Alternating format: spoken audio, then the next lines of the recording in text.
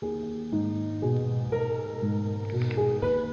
hosts feel it would be a little unkind to present this podcast without just a word of friendly warning. We are about to unfold the story of Frankenstein, a man of science who sought to create a man after his own image without reckoning upon God. It is one of the strangest tales ever told. It deals with the two great mysteries of creation, life and death. I think it will thrill you. It may shock you. It might even horrify you. So if any of you feel that you do not care to subject your nerves to such a strain, now's your chance to. Well, we've warned you.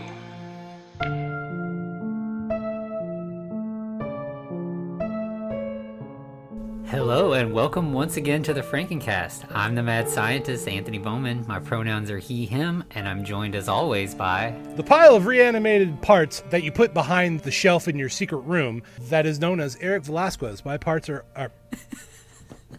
I'm having a bad day, Anthony. I'm having a bad day. My pronouns are also he, him. Damn it. I'm usually on, but not today I'm not.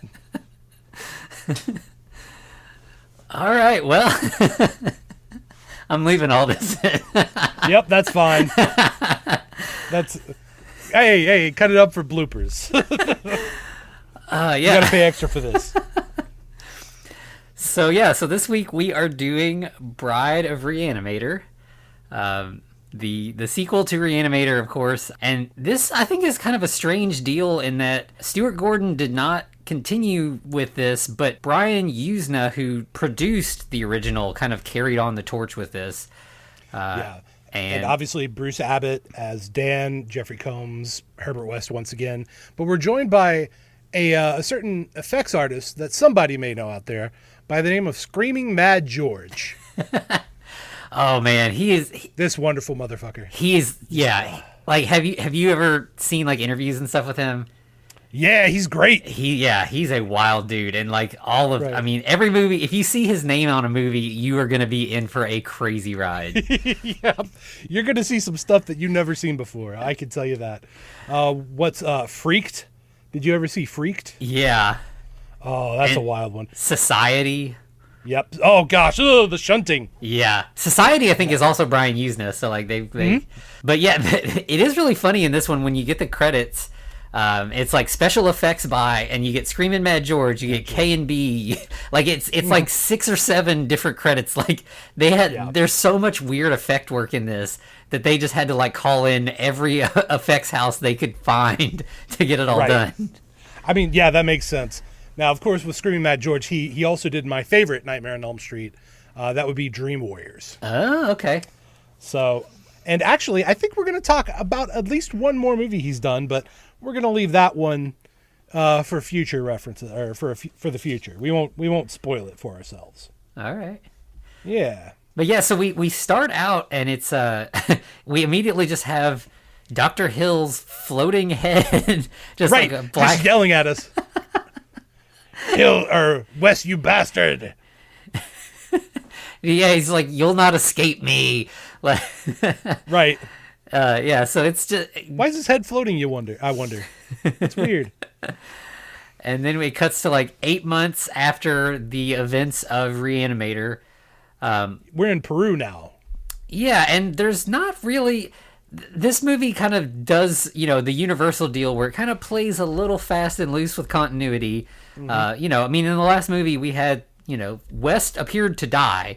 But, now we've got Dr. West and, Dan Kane. They are back together, and they are, like, basically, like, in the show MASH. Like, they're just, like, medical, or, like military doctors. South American MASH, yeah. Yeah, and they're kind of sort of continuing the work sort of secretly while they're, like, also just helping, with injured soldiers. Right. And yeah, no explanation for why West is still alive or, what happened with Megan. Yeah, now, of course, they say they say 10,000 miles. Now, I wonder, like, how they're traveling that way from Arkham to Peru.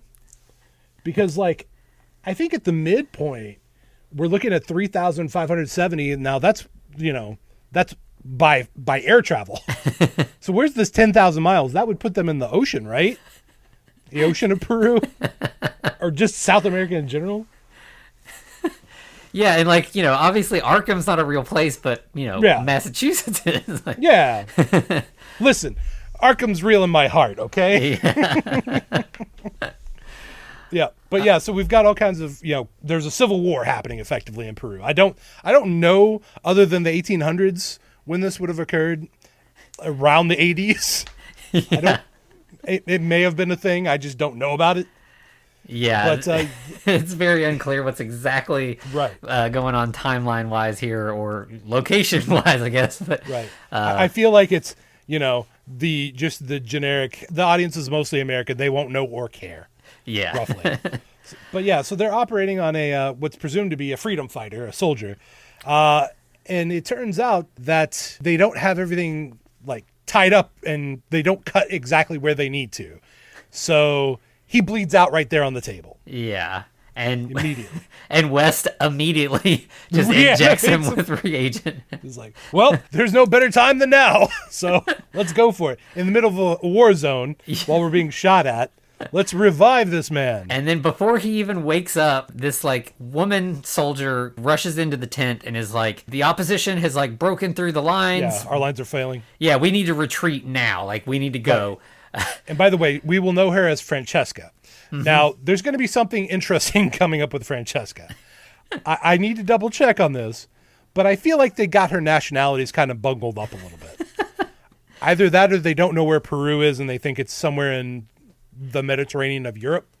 Yeah, because they definitely mentioned she's Italian, so I don't know if I don't know if she, obviously I guess, West and Kane are American, so I don't know if she just believes in this cause in Peru and flew over from Italy, or like you said, this is a different Peru that is somewhere between Peru, Rome and Sicily.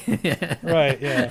Yeah, so who knows? I mean, or they just gave up on the Peruvian aspect like 10 minutes after they came up with it. Who knows? Anyway, so the idea now is that the consciousness, everything that happened at the end of the first movie has proven consciousness doesn't just reside in the brain. No, it's all over the body. Yeah, as the body, as the body of Hill shows. But this dead soldier wakes up, and as always happens, he instantly attacks West. By the way, while Dan and Francesca are kind of having a little bit of a conversation, not really much. It's more just shouting at each other because, once again, war zone. Yeah. I love the bit that West just pulls out a pistol. He's like, I kind of knew this was going to happen, so I'm already ready. And of course, he shoots the dead soldier once he starts attacking him. Yeah. But it's like, you knew what was going to happen. Like, this is the definition of insanity, is you're doing this same thing multiple times. Yeah, I mean, he's clearly persistent. Like, right. He just keeps reanimating these corpses, getting attacked by them, and then killing them, but he's not giving up. I think maybe no, actually, as far as West is concerned, the only time he hasn't been immediately attacked is when he was talking to Hill's severed head. And then he was only attacked a couple seconds later. Yeah. But he does say that he has a new key to the reagent that is going to solve all their problems, and that is this Peruvian iguana. This one, maybe that's the real reason they were there. It's just the iguana. But of course, as they're doing this, another enemy soldier who's dressed basically in the same fatigues as the first soldier runs in, waving his gun, firing off, and just like bayonets Dan. Yeah, and so West, he's got his pistol out at the ready, so he starts shooting enemy soldiers, and is like, okay, I guess it is time to retreat. Action, Herbert. So he throws an iguana in his suitcase. Yeah, right. You got to pack the iguana. Of course, he checks Dan over to make sure he's fine. Now, here's the thing. I was wondering. I'm like, are they going to kill Dan off this early? I mean, I've seen the movie like 10 times. I already know the answer. But the point is like, I would believe that Herbert West would watch his literal best friend get shanked. Then he would tell him to his face, "You're going to be fine," just to wait for him to die on the plane. Oh, yeah. Right? And then inject him with reagent. Right, exactly. Oh, that would be... Anthony, we've come up with Re-Animator part 5? We're gonna get Dan Kane back in here. I don't know if we can get Mr. Abbott in here, but we're gonna get Dan Kane. Yeah. So then we cut to credits, and the credits basically are identical to the previous ones, or are similar in tone at least. It's the same sort of medical drawings over like brightly colored screens and the same kind of score. But I will mention, I don't want to be too forward about this. Did you notice that there were a lot more female forms that were more overt in this one than it's like they looked at the last one and was like, what really sold this movie? And they said, Barbara Crampton. That's who sold this movie. All right, we need more of that. And I guess that kind of makes sense when we get to the end that like the female form is a bigger part of this movie. It's true. It is called Bride of Re-Animator, right? Mm-hmm. Yep. And, as we talked about last time, like, if there was any doubt about whether this counted as a Frankenstein movie, this one is way more Frankensteinian than the previous one. And oddly enough, the ending parts are more Herbert West Re-Animator, the short story, than not. Okay. But when we get, obviously, there are some characters that wouldn't be in the short story, but we'll talk about that. So yeah, now we're returning to Arkham. We were gone for about 5 minutes. Now we're back. And like it's kind of similar tone like right away. So you've got Dan is sort of comforting this patient, Gloria. Yeah, and she's obviously sick with something. Yeah.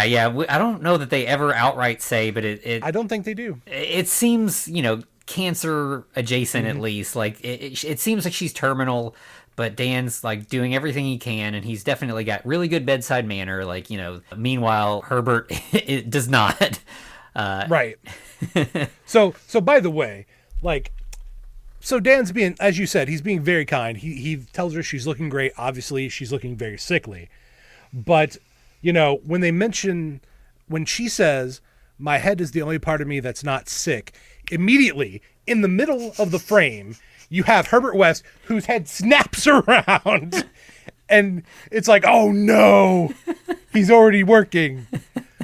But yeah, so he decides he's going to immediately examine her head, and he brings out his pen light, and he looks her over a little bit, and he's like, you are correct, your head is perfectly fine. Perfectly fine. So Dan kind of like chastises him, and he's like, she's a person, not a specimen. And, again, as far as continuity, like, they both should theoretically not be welcome back at the school, but but they're both just doctors now and are perfectly, accepted and doing their job. Yeah, if this had held strongly to the events of the last film, these guys would be arrested immediately. Mm-hmm. Like, you reanimated corpses. You were the cause of several people's deaths. So many people's deaths. You killed our main money earner, as well as the dean of the school, his daughter, and a bunch of other people. So no, you're not welcome here. But so then we do get something that sort of like starts to build onto the continuity, which is that a police officer shows up. He's continuing the investigation about the massacre. We know now like 8 months have passed at least. Yeah, as a matter of fact, Dr. Wilbur Graves comments on that. He's like, hey, it's been 8 months since the Miskatonic Massacre. Which, by the way, great band name. If someone hasn't already done it, do it. Yeah. And so, yeah, Dr. Graves, we have not met him before. He's new. Great name. All the characters in this, their names are all just kind of like nouns, basically. Like, got West and Hill and Graves. By the way, do you get the joke? I think there's a joke here. Wilbur Graves, Wilberry Graves. Yeah, okay. Yeah, that makes sense. Get that. Yeah. It turns out that this police officer has Hill's head. He managed to track it down. It was at a carnival sideshow. Hilariously, we did not mention this last week, but that was one of the things that Herbert told him that he would be good for, is to be in a freak show or sideshow. Yeah, when they're like, when he's just the head, like he's already like, I think it was when he was trying to blackmail him or take his work. He's like, what are you going to do? All you can do is get a job at a sideshow. And yep, so he did, and he wasn't aware of it, of course, but work's work. It's important. Yeah, so the officer shows Graves the head, tells this whole thing, and Graves is like, interesting. Let me show you what I've got in my storage closet here. And right. he still has a bunch of body parts. All the parts. Yeah. And none of them have decayed, No rot whatsoever. Yeah, and, obviously Hill's head is the same way. It still looks the way it did at the end of the movie. Graves doesn't really have any other information. He just tells him this, and Graves goes down to the basement where there's like a crematorium, basically, and there's a dancer who cut off her ballet dancer. She cut off her own feet as a method Form of suicide? Yeah. That's extreme. Yeah. That's really extreme. I don't know that that would be a route that anyone would take, but maybe. By the way, the officer's name is Lieutenant Leslie Chapham. Yeah, and he's very particular about saying that he's a lieutenant. I think he corrects people a few times over the course of the movie about that. So as they're getting ready to do the cremation, they note that the feet are actually missing. They were there originally. They did bring them to the hospital, but they're not there now. They kind of discuss the crematorium attendant or whatever, and Graves are talking, and they're like, this isn't the first time. Parts just keep going missing. Well, and on that note, immediately it it goes to Herbert West with the feet. Yeah. He just stole the feet. Yeah. And apparently he's been stealing all kinds of body parts. And he actually is in the, Graves' storage closet, and he sees Hill's head, and kind of he's like, oh, funny seeing you here. And he just kind of mocks him a little bit. But not only does he find Hill's head, and of course, like you said, mock him relentlessly, he also finds a certain heart that belonged to a Halsey. Mm-hmm. Oh, that's interesting. Yeah. Okay, I thought they tore that guy limb from limb. Huh. Wonder what that's about. So yeah, he leaves with that, and then meanwhile, a nurse comes to Dr. Kane and is like, there's a police officer looking for you. Right. Kane he's back with the woman from earlier, continuing his sort of Gloria. Clearly they've developed a friendship. It's a little bit more than just a doctor-patient relationship. Yeah, these are friends, or if not, maybe. Well, he does even mention a couple times that he sees a lot of Megan in her. Mm-hmm. Yeah. So it may be romantic interest as well. Yeah. But that's crossing several lines. But so the police officer was looking for him, but she told him he was busy. So that's kind of the end of that. And then Kane arrives back at the house, so this is the first time we see West and Kane have bought this old mortuary, and that's where they're living now. And it's just such a perfect, creepy ass house. Yeah. Anthony, can we buy a mortuary? No. Yes, please. I mean, I kind of want to after seeing this. It's perfectly gothic, Oh, it's wonderful.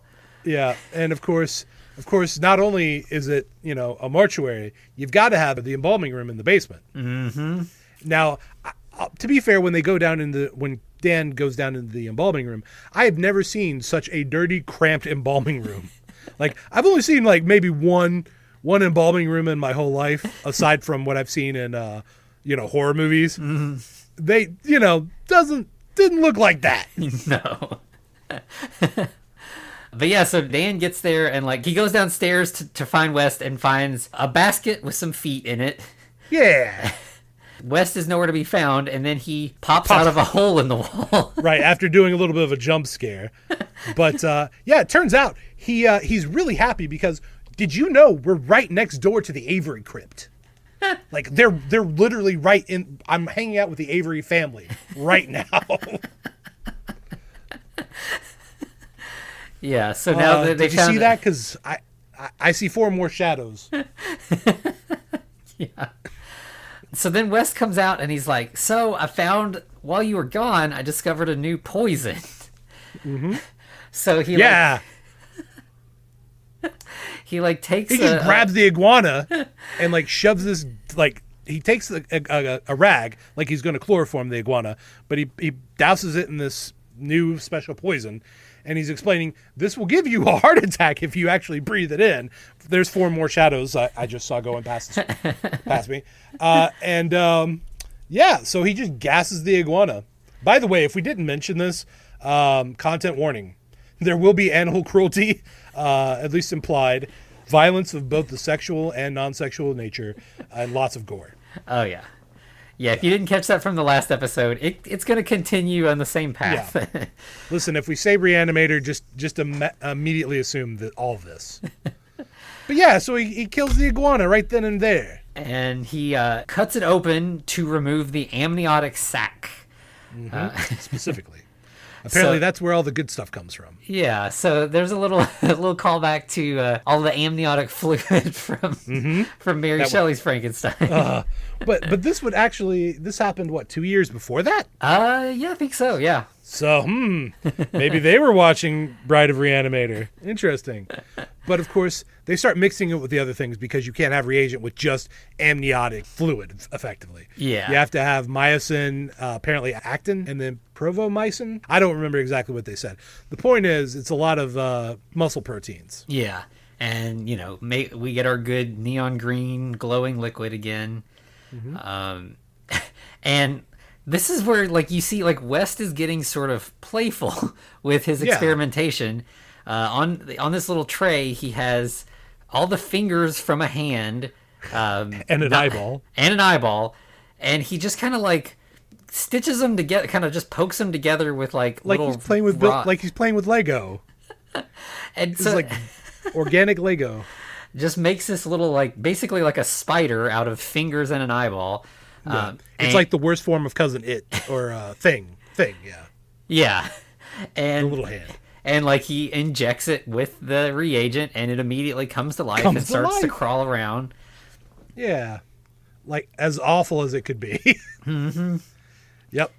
And this is a combination of, stop motion animation, puppets on, strings, and also, there's, I think one shot that's just a real hand with an eyeball attached to it. You just see the fingers peeking over a table, I think, or a bowl. Yeah, like the tray. Yeah. Yeah. But, yeah, I mean, they managed to do all of it so seamlessly that, it looks good. It's pretty solid.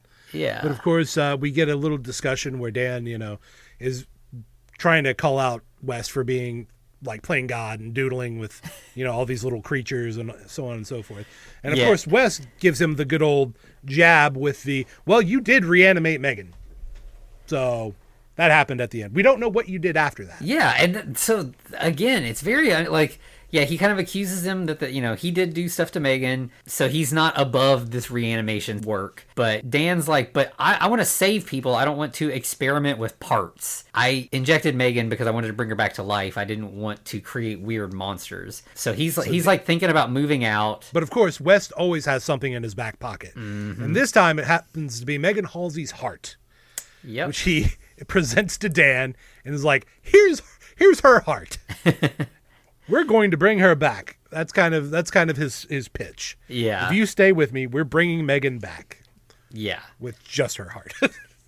And other parts of other people, I'm assuming. Yes. But yeah, so it's we're going to create a new life with, and I think that again kind of goes back to, when you looked at the original Frankenstein and the Bride, Frankenstein was all about the brain and the Bride was all about the heart. And it kind of happens again, in the first movie, you had Hill doing stuff with brains and, they talked about how long a brain survived after death and all that. And then here it's all about the heart of Megan Halsey. If we put her heart into something new, it will be her. Right. Well, it's because this one also seems a little bit more holistic, right? Mm-hmm. Because now we know that the consciousness isn't just stored in the brain. It's apparently all over the body. Yeah. So obviously it would be in the heart as well, right? Yeah, exactly. Yeah. So Kane kind of agrees, West is I can't, I need your help at the hospital. I can't do this on my own. Dan's but what about the police? They were asking around about me at the hospital today. And immediately the doorbell rings. Yeah.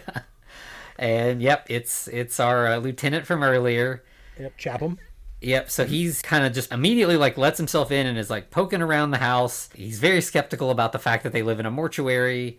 Yeah, well, I mean, that's kind of a dead giveaway, right? Yeah. By the way, these are known suspects. They now are back in town. No one has come to actually apprehend them.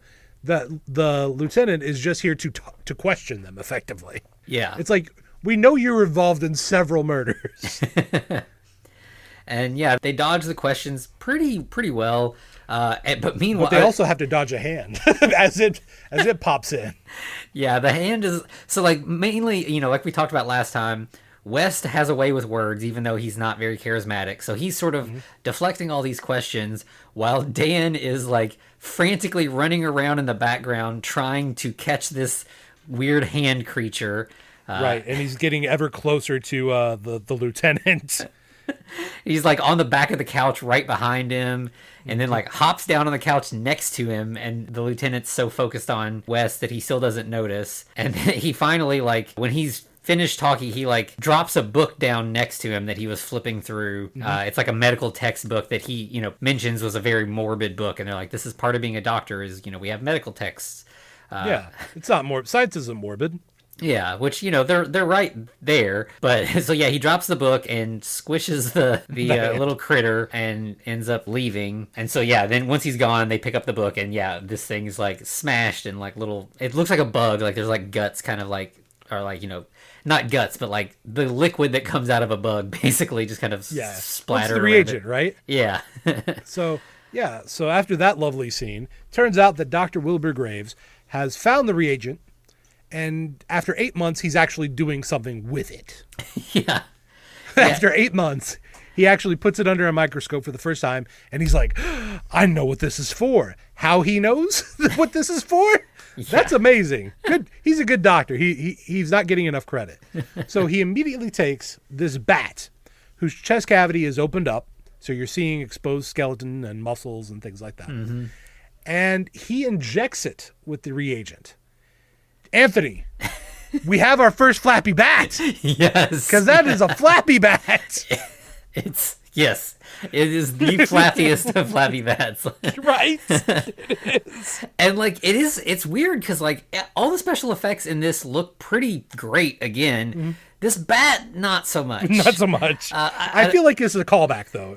Maybe I'm giving him too much credit. It does almost feel that way. Like it feels like it is intentionally like an old-time Flappy Bat. Yeah, because I don't feel like the effects companies would be actually okay with this. I feel like either the directors or somebody was like, listen, we want a bad plastic bat with flappy wings. Yeah. And it like, first it kind of, it's like pinned down to this board, and it's kind of flapping around, and it eventually breaks free and is like actually, flapping around the room. Mm-hmm. And he, is attacking Dr. Graves. He manages to like kind of get it under control. Logically, what does he go for? He cuts off the wings. Wings doesn't kill the bat. He mutilates this poor revived bat that's probably scared for its life, or I don't know. Maybe the reagent just makes you like an insane monster. But he just like casually cuts off the wings. So it's still continuing to kind of flap and screech on the table. And then we cut away to West is down in the crematorium. He talks to the attendant down there and is like, Dr. Graves needs you upstairs. I believe his name is Ernest, is the attendant. And he's like, oh, okay. Well, I got to take care of this first. And he's like, no, don't worry about it. I got it. I got you. Yeah. I can handle it. Graves really wants to see you. Yeah, you don't want to make him mad. So he leaves, and obviously West is like ready to steal this corpse. But not in any fashion. No. This corpse is going to go out in style. Because he has some sunglasses he's going to put on his face. And wheel the body out in a wheelchair. Yeah. So we're doing a little bit of Weekend at Bernie's here. Mm-hmm. Meanwhile, before the attendant gets upstairs, Graves goes on to like the logical next step is let's inject Hill's head and see what happens. Yeah. I mean, he was a good friend of mine, right? In theory. Yeah. So let's bring him back. Let's see if he can tell us what happened that night. Yeah, and he does wake up and instantly starts talking. He recognizes Graves, doesn't he? Yeah. And like basically insults Graves right away is like apparently Graves gave a lecture on the theory of reconciling creationism with the origin of disease. Yeah. That sounds pretty wild. I'm not going to lie. So I'm on Hill's side here. But yeah, he basically says like it was trash. Yeah. And then the attendant shows up and Graves is like, look, I found this reagent. Like I reanimated this head. Look, listen. And the head doesn't do anything. And he's like, talk, tell him, and nothing, just dead head on the table. And, Ernest is like, oh, cool. All right. He just kind of like backs out of the room slowly. Yeah. He's like, oh, all right. We might have a visit to the psychiatric ward a little bit later. But by the way, here's a tip for everybody out there. If a head starts talking to you, like no matter where it is, don't tell anyone else because it doesn't look good for you. Like I've read too many horror short stories about people finding heads in the middle of fields and talking to them. Don't do that. And yeah, so as soon as Ernest leaves, Hill is like, don't ever do that again. Do that again. It's like he was playing dead because, obviously he doesn't want anyone to know he's alive again. Yeah. So he says that he has unfinished business and you will assist me. He's already trying to boss people around. He's been alive for a couple minutes. Jeez. Then we cut to West and Dan, and they are sneaking this corpse out in the wheelchair with the sunglasses. Yeah. Everything seems to be going fine until a dog runs by and, well, happens to knock those glasses off of that corpse. Yeah, we get a little bit of physical comedy as, like, West is trying to, like, sit the corpse back up and shoo the dog away and get the glasses back on and everything. And, of course, Chapham sees this. So that's going to lead to some trouble later. Yeah. But not only does Chapham see this, it turns out that dog belonged to somebody. Yeah, and it's Francesca. She has come into town and is excited to... I don't think she's there to visit them. It's like a coincidence, but she's really... she's there for an interview or some interviews in Boston is what she said. Oh, yeah. But she's like super excited to see Dan, especially. So Dan's kind of talking to her. They're trying to catch up a little bit, but then they hear like Dan being paged overhead. You're needed in surgery or whatever. So they kind of like make a quick date, like let's do dinner. And she's like, okay, I'll cook. I'll meet you at your place. We'll cook there and have dinner. Yeah, we're having Italian because I'm Italian, not Peruvian. Yeah. And she's like, I'll cook you a traditional Italian dinner. I hope you like garlic. There'll be a lot of it. Yeah, so he rushes back to work. Meanwhile, West kind of like has slipped away with the corpse, but then Lieutenant Chaplin takes the opportunity to stop Francesca and is like, what do you know about these guys? Like, do you know anything about the massacre? And he takes her into the psychiatric ward, coincidentally enough. Yeah, he's like, she is completely unconnected to this in any way. He takes her to this ward and shows there are 3 surviving reanimated corpses from the massacre. Surviving? Right? Yeah. They're present, I guess. Yeah, still reanimated corpses, I guess. Yeah. And one of them is his wife. So that kind of like explains why, like, it seems like everybody else is like done with this story. It's just kind of like, well, it's a cold case, or we're satisfied with whatever theory that the dean was involved, like whatever, we're moving on, but he's not. And this kind of explains why he's kind of really sinking his teeth into this and not letting go. Yeah, but that's kind of a weird, like, later we'll find out it's weird that he's being this pursuant of it. Yep. But, okay. So obviously we then introduce Francesca to Elizabeth, which is Chaplin's wife. And, she's sitting there in a corner, kind of playing with whatever. And as soon as they kind of look away, Elizabeth reaches out and tries to grab Francesca and tries to start basically killing her right then and there. Yeah, so these zombies are definitely as they were before. They're still violent. But you can't trust them. Yeah, and it's like how Dean Halsey was, where it's like they're not necessarily always violent, but they're always ready for violence at the at a moment's notice. Right. They didn't choose violence. Violence chose them. Well, quite literally in most cases. Yeah. Yeah. The lieutenant says that Dan was found with Meg's dead body in his arms, and she was twitching, like still sort of alive, but not fully alive. And that Dr. Hill's head was the same way. Right. So these weird parts were just twitching. Yeah, so that's kind of all the explanation we get about... I don't know if like there wasn't enough to fully reanimate Meg, but we did hear her scream at the end. So I don't know, but she she did not continue the way that the rest of these these 3 reanimated corpses in this ward are. So something happened where she did not continue. Right. we cut back to the lab or the sort of embalming room or whatever, under the mortuary, and Herbert and Dan are putting together a female body in a very, like, Bride of Frankenstein kind of way. But it's strange, like, rather than... Usually with Frankenstein stuff, we see where, like, you know, you put a part next to the other part, you stitch it together, and, like, you just have, like, skin with stitches. Right. However, in this case, they're actually putting metal to bone and to flesh. Yeah, and they're not attaching the skin. So, like, there's... Right. You have, like, these gaps between the parts, and, like, you see, like, muscle and sinew and some, like, tubing of, like, blood vessels and stuff. Really, this is just, like, we can do this cool stuff with gore, right. So why are we going to stitch it up and not show all this cool gore? Yeah, come on. Let's be real about it. Yeah. Now, of course, they're having another disagreement because Kane suggests, hey, instead of just, like, stitching this together kind of willy-nilly, why don't we just publish our findings, get grant money, and then we can actually, you know, properly put together a body. And, of course, Wes is mad because he's like, no, they're going to do like Hill, and they're going to steal our work. Yeah. Yeah, so they're kind of arguing about that a little bit, and then Francesca arrives. So obviously Dan leaves West to his work and goes upstairs, and, you know, Francesca's got like a couple bags of groceries, and they kind of like cook, and it's sort of like the rom-com moment for this movie. Like they're kind of playfully cooking together and chopping vegetables, and then they start actually tasting the sauce. And then what happens after they start tasting the sauce? Yeah. Boom, sex love scene. Yep, back to the bedroom. So not quite as like clever as the like no yes thing, but but still a jump cut to Dan's quick with his work. Good job, Dan. And then while that's going on, we find out that the lieutenant is outside, kind of spying on them, or like doing kind of a stakeout. Right. Well, not only that, but apparently Herbert's having his own little fun time with those ballerinas' legs. Or at least a leg. So he reanimates a leg, and it's kind of just like twitching around. And then he starts tickling it gingerly, which is really weird seeing like Herbert like kind of giggle. Yeah. He's not a giggling kind of guy.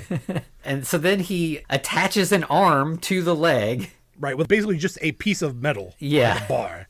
They just shove the foot or the leg onto that, and then the hand onto the other end. And then he's like, now for the reagent. Let's see what we can do here. Yeah, and so then we have this weird monstrosity that like starts jumping around.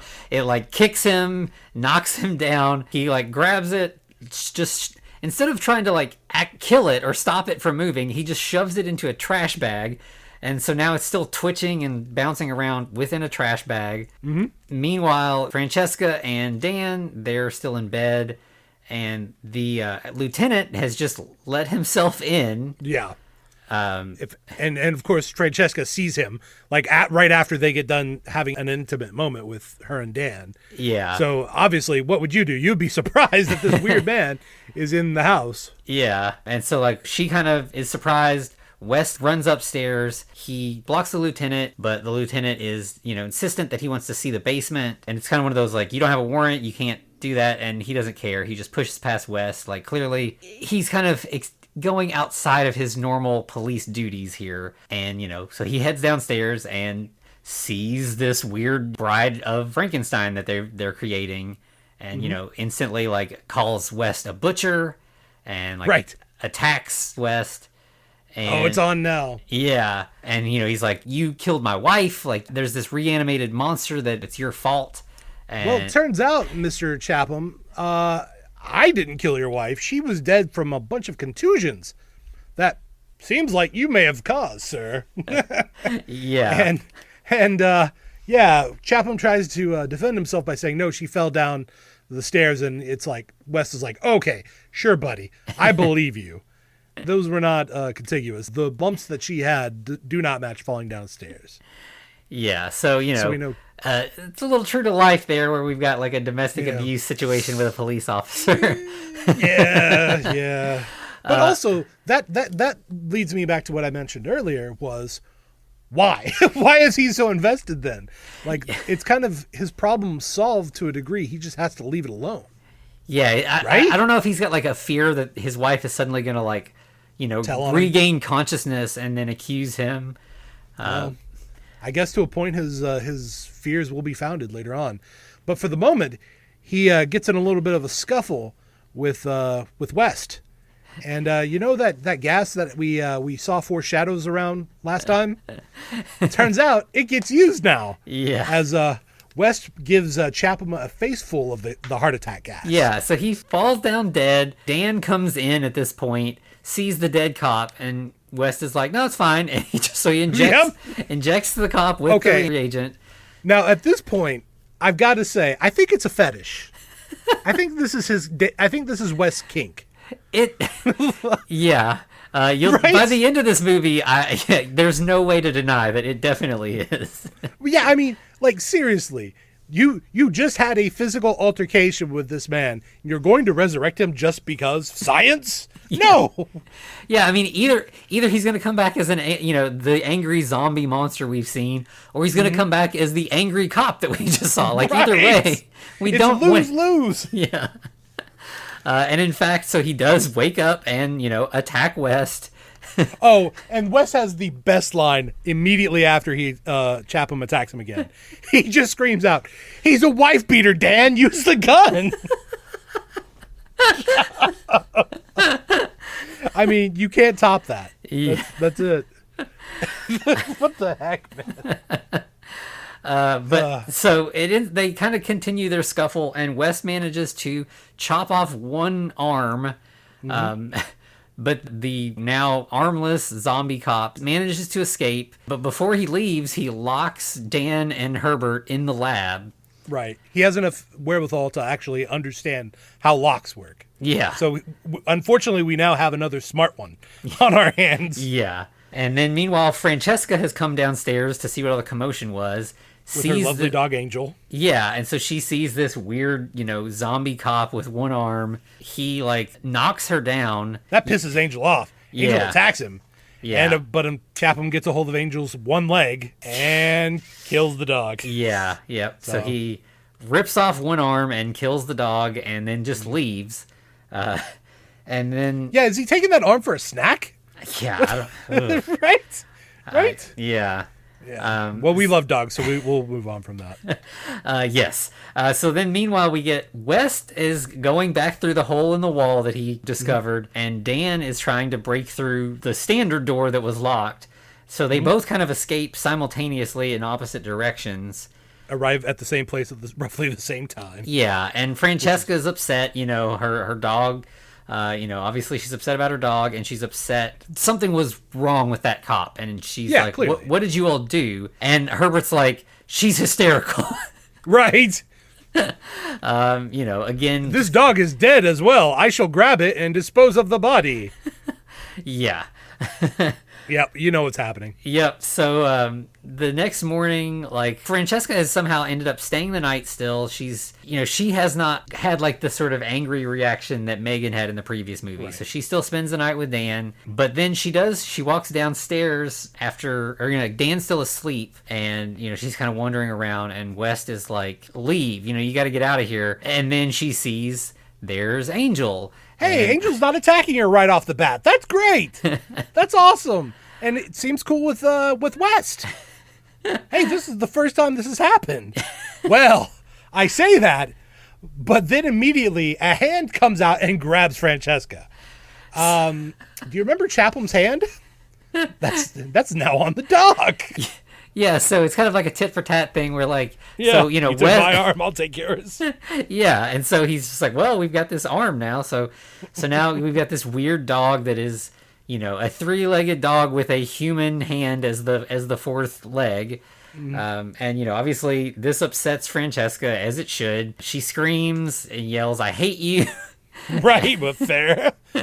And she leaves. Mm-hmm. And Dan's just kind of confused. He just kind of stumbles into this chaos. And Wes is like, it's fine. You're better off without her. Without her? Yeah, exactly. I love how Wes is just casually playing off this.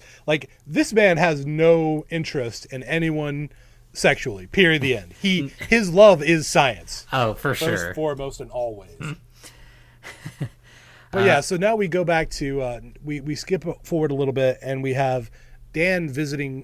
Dan's a little despondent because obviously his new love has told him to go fuck off, basically, and he knows that it's his best friend's fault. Yeah.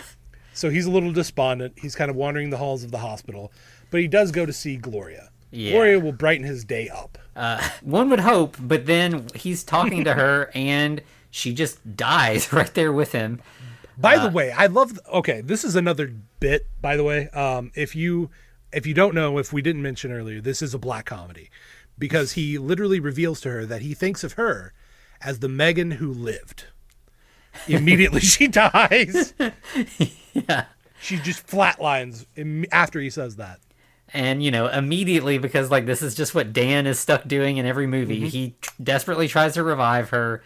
It doesn't work. But then Wes shows up and he's like, well, maybe there's another thing we can try. So he cuts open her chest and tries to massage her heart back to life, and that still doesn't work. And he's like, we got to call it. She's dead. And, Dan is upset and, kind of screams no. This kind of leads me to this leads me to ask, did she really die of natural causes, or did Wes just make sure it happened?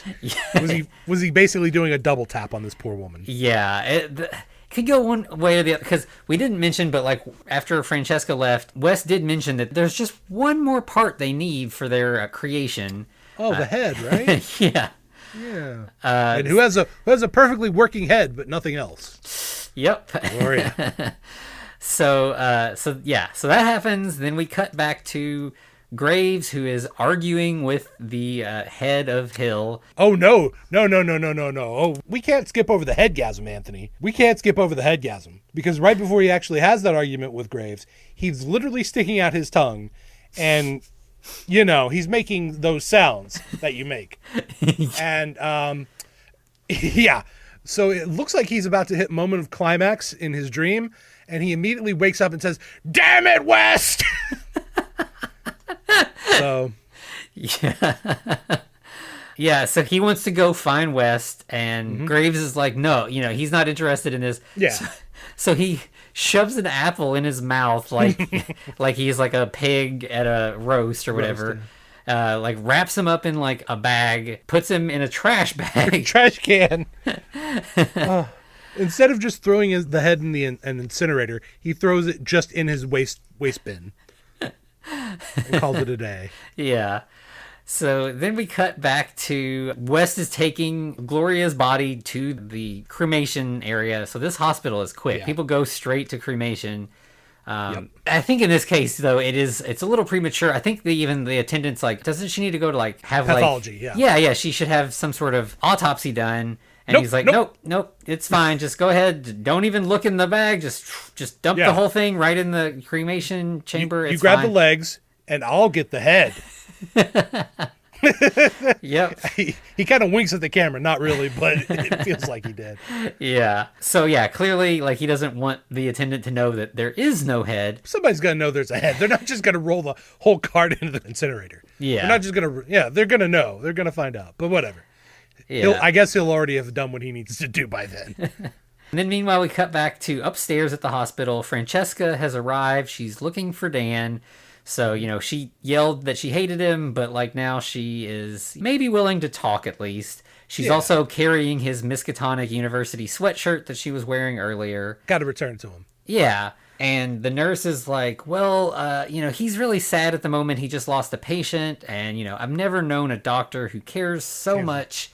Yeah. And it kind of warms Francesca's heart a little bit that okay, he's maybe a good guy. Yeah. So immediately we cut to West revealing Gloria's head is now on the body. Now we just got to fuse that brain to that spinal cord and we're good to go. And again, Dan is resistant again. I don't, this is too much. Right. But then West busts out the sales pitch of, we have all the parts from all the choices of people. Yeah, and we're not going over that's gross, but yeah. Yeah, okay, we go.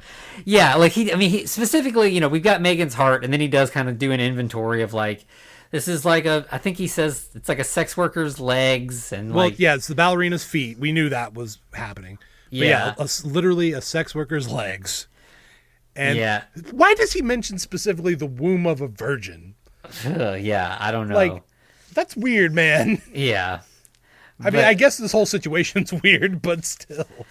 Yeah. So, I mean, like, that tends to be, you know, when we get a female creation specifically, it tends to be really focused on, like, making this perfect woman out of parts and stuff. We haven't had a lot of those movies yet, but we'll have more. Yeah, we're going to get there. We'll definitely get there. And, you know, we also get a line that's very reminiscent of Mary Shelley's Frankenstein, where he says, it's just dead tissue. In our hands, it's the clay of life. Clay of life. Yes. So... that, I guess, mainly I think Megan is the selling point for Dan, but the inventory of everything and the fact that, like, we could really do something special, and that it isn't, we're not, the clay of life being like, that these people aren't suffering. We're doing something new and better and everything, and Meg's heart will beat again. Yeah, I think it's also kind of, I mean, this movie, instead of reanimating necessarily, even though that's exactly what Herbert West does throughout most of it, it is about new life versus reanimating what was old. I mean, by that you still are reanimating what was old, but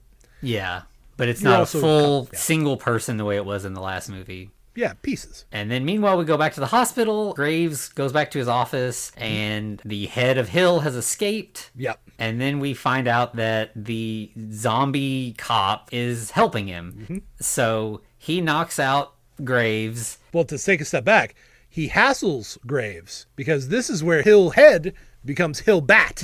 Yes. Do you remember those bat wings from earlier?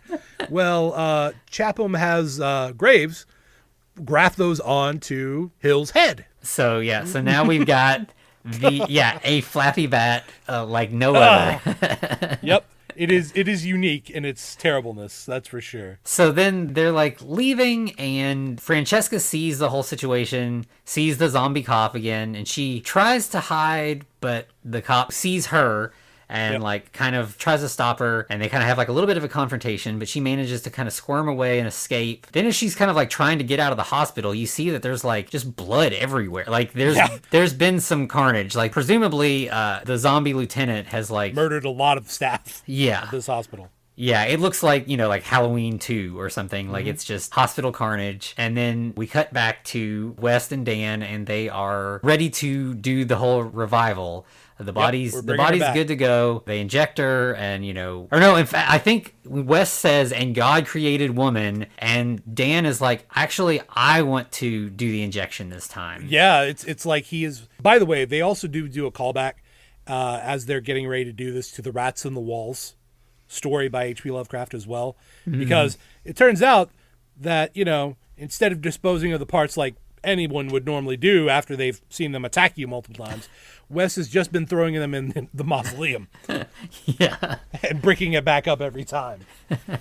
But yeah, so we mentioned the Rats in the Walls, but yes, Dan wants to be the guy. So now he's actually fully invested in this whole process. Yeah. So he's officially joined Team Mad Scientist. Yeah. And so while they're waiting on, he injects the body, and they're, counting down the seconds, seeing when the body's going to wake up, and the doorbell rings. So Wes goes upstairs and opens the door, and there's just a small wooden crate on the porch. Yeah. That's and interesting. Like a normal person, he picks it up and brings it in immediately. No questions. Yeah. This is long before the days where there'd just be an Amazon package and you'd carry it in. But nowadays, that's kind of normal. So I guess it would work better nowadays. But yeah, so he carries it inside. Meanwhile, outside, Francesca has also arrived, and she's sort of approaching the house and sees a zombie in the yard, just kind of like stumbling around. So she's kind of like sneaking towards the house, kind of avoiding the zombie. And West opens up the crate, and that's when we get to see Hill Bat. Hill bursts out of the crate with his bat wings and is flapping all over the house. And then we cut back to outside, and Francesca sees the lieutenant and several zombies. So he's kind of like controlling the zombie army now. Because he's the lieutenant. Yeah. Yeah, so he's kind of like the second in command underneath Hill. But then, before they can stop Francesca, zombie wife attacks zombie cop. Right. So she has some sort of memory about what happened. And in the scuffle, Francesca manages to get away. Exactly. Now, there is a little bit of rolling. So this is ADHD Eric speaking. If you're watching the movie at this point, you're going to see several flashes of light.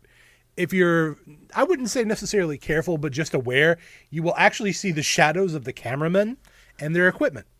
So I did not catch that. yeah, so that's fun. I saw them actually moving with the flashes of light from the lightning. Oh, nice. So I was like, oh, okay, cool. But yeah, so yeah, it turns out that one zombie that was by the door is still there, just kind of hanging out. So Francesca can't go that way. Yeah. And so then meanwhile we cut back downstairs and the creature has reanimated. She's getting up off the slab. Dan's kind of helping her. And they do a really great recreation of the bride from Bride of Frankenstein. Like this actress really nails like the twitchy quality. And she kind of, is moving her head very similar to Elsa Lanchester. Yeah, I think it's Kathleen Kinmont who played both Gloria and the bride. Yeah, and there's kind of like a reversal of the line. Like Dan tells her, "You're alive," and then she yells, "Alive." So, so yeah, kind of a flip of the scientist usually yelling the "It's alive" thing. And then, so yeah, outside we get some lightning that looks very similar to the old Bride of Frankenstein lightning. I don't know if it's the exact one or not. It definitely calls back to it. Yeah. And you got Francesca still trying to find a way in. Right. But of course, the zombies are now popping up everywhere they can. Yeah. So she's like kind of living a zombie movie outside while they're kind of living a Frankenstein movie inside. Mm-hmm. And then West is inside with his gun, got his pistol, walking around trying to basically duck hunt. Right, for a hill. And then Dan escorts the creation upstairs, and West is impressed. He's like, she's alive, she's moving on her own, but she kind of pulls away from him. She doesn't have the same response that she does to Dan. And he's like... it's like she remembers. Yeah, and he's like, but I made you. Right. So she spurned him, not him spurning her or anything like that. Yeah. And then Francesca manages to get in and warns that the zombies are coming. Yeah, so we have the whole crew in the lab at this point. Yeah. But Francesca gets a little bit too close to Dan, and the bride does not like that. Yeah, so she shoved. Yeah. She's like, no, mine. Yeah. And then we see Hill again, and, he knows the zombies are outside, so he crashes into a window, breaking the glass, and the zombies use that opportunity to kind of start crawling in. Right. But, of course, this is when we have the full-on cat fight. Well, West does a little bit of blasphemy for a bit, claiming how much better he is than God, because that's the kind of man West is. Oh, yeah. Yeah. And then and then we have Francesca fighting with the bride. The bride actually bites Francesca really hard. I was like, oh no, did she tear out her throat? Yeah. It's a full-on zombie bite. And they kind of continue to fight though, and they knock over a whole big vat of reagent. Mm-hmm. During the fight, there's also one great little moment where Francesca pushes the bride into this wall and and sparks shoot everywhere. It looks very much like a Universal scene. Everybody crashes into those transformers and sparks fly. Right. Yeah.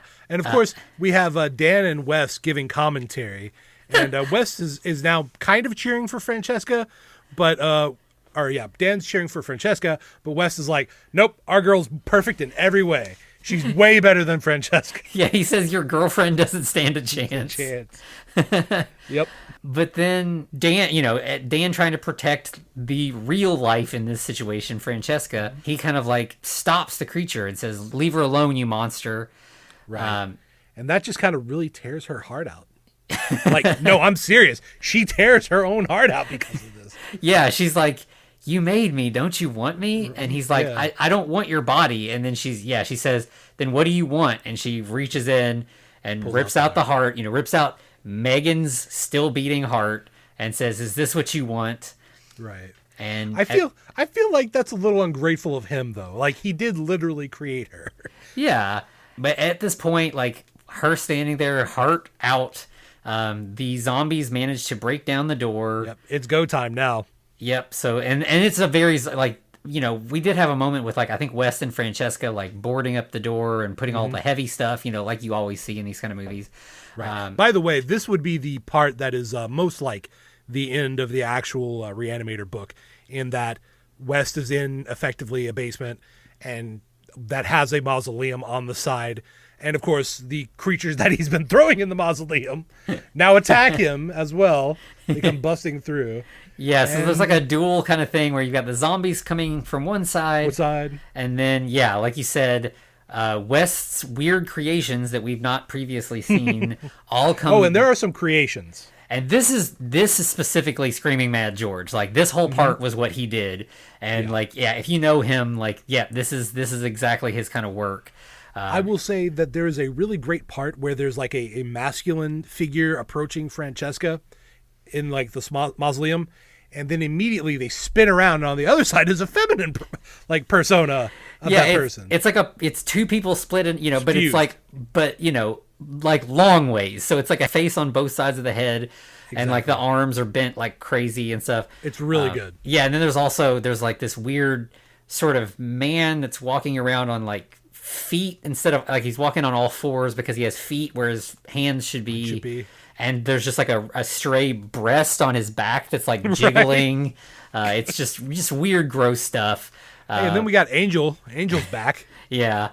Yeah, and then just like random stuff where it's just like there's a head that's got like a foot growing out of the top of it and stuff. Yeah, so it actually kind of looks like, as we were talking earlier about Society, it looks very much like The Shunting. It's just bodies mushed together in unpleasant ways. It's great. yeah, it's fantastic. And so then, yeah, those things kind of all attack Herbert. They're all kind of bad. Like, these are his trash, basically, and they're back for revenge. But of course, at this moment, our good friend Chapham breaks through the door as well, grabs Francesca, and literally starts molesting her with his cut off hand or his arm, and says, "Don't worry, my wife will understand." And because this is a black comedy, his wife immediately hits him with a cane. Yeah. So. Yeah. And so at that point, like, Hill's flapping around the room too. He kind of like pushes West towards the abominations. Literally mocks West as a stupid biped. It's like you've just had wings fused to your head for a few hours, man. Come, bring it down. Don't give me that air superiority stuff, Yeah. And Dan and Francesca get pulled into the crypt, and they're sort of attacked by just the regular zombies. Maybe some of the rejects are in there too. It's the end of this movie is real chaotic. A lot of stuff's happening really fast. Yeah. Then, for no particular reason that I can see, the dome, like the crypt that they're in, like it's got a dome ceiling and it just collapses. I'm going to assume it's because West has been messing with the structural integrity of sealing and unsealing that wall multiple times. Sure, we'll go with that. So it collapses pretty much directly on West. Right. And of course, Hill as well. Yeah, so Hill's kind of stuck and just kind of flapping around. So Kane and Francesca have managed to get further out, but everybody else kind of trapped. You've got the creation parts you can just see kind of around, and the heart is still beating. Oh yeah, we forgot to mention the bride went into full rejection. Her body literally started rejecting itself. Oh yeah, it just like fell apart. Like it just kind of disintegrated almost. Yeah. And so yeah, we get like Kane and Francesca, they've escaped. They managed to like crawl up through the dirt, and it like a sort of a nice recreation of a zombie movie type moment. Like you see Kane's hand pull up through the dirt. And so I'm not gonna lie, that's a nightmare of mine. Just having to dig yourself out of your own grave effectively. Oh yeah, but bad news. Yeah, so they're out, they're safe, and then you've got like the heart beating, and that's kind of what it ends on. It just kind of stops. Yeah, it's kind of a great like.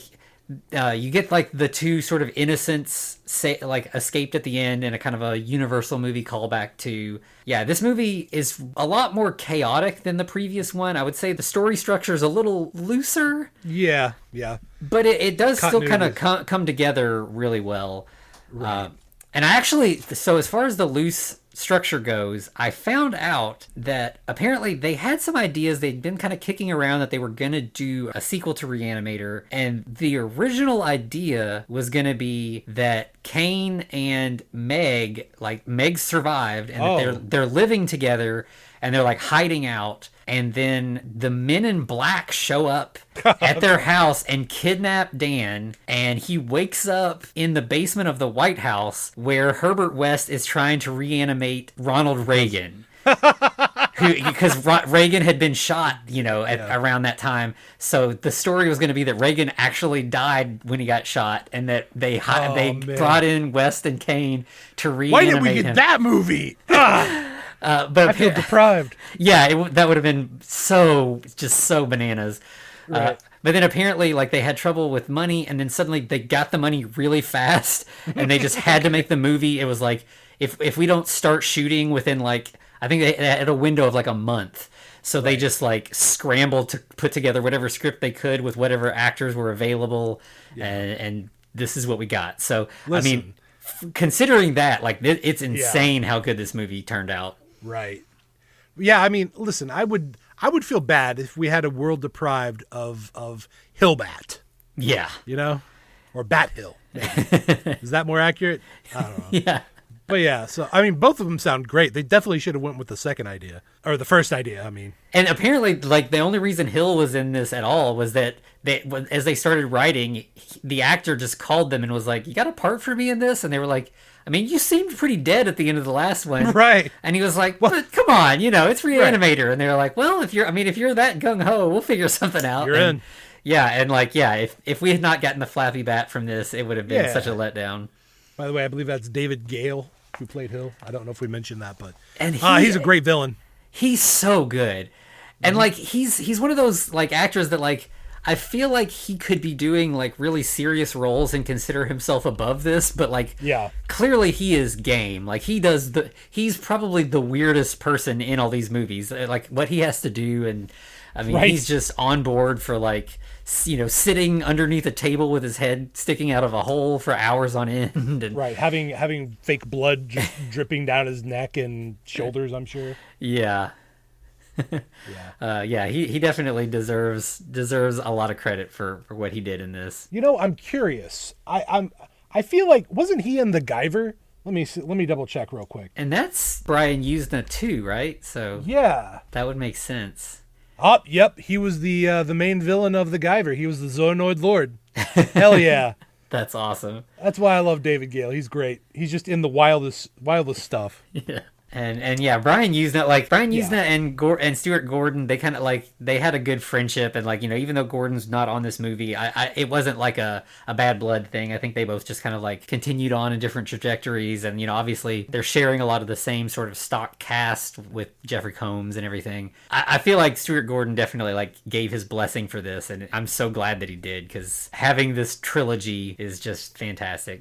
Speaking of trilogy, I mean, I guess that means we're doing Beyond Re-Animator. Yep. Next week, Beyond Re-Animator. Concluding the original trilogy, and then we'll discuss what we're getting to from there. But like, yes, the Gordon / Yuzna Re-Animator verse has to come to a conclusion with Beyond Re-Animator. That's fair, I guess. But this is Re-Animator month. I feel like we should do more, but I understand. We'll see what happens. Yeah. Right. But yeah, so check us out on Instagram, on Twitter, on YouTube, anywhere at The Frankencast. Just holler at us. Let us know what you think. If you enjoyed the show, if you didn't enjoy the show, just interact with us in any way. Basically, that tells the big, like, Frankenstein monster in the interwebs that we are worth your time and other people. Yes, exactly.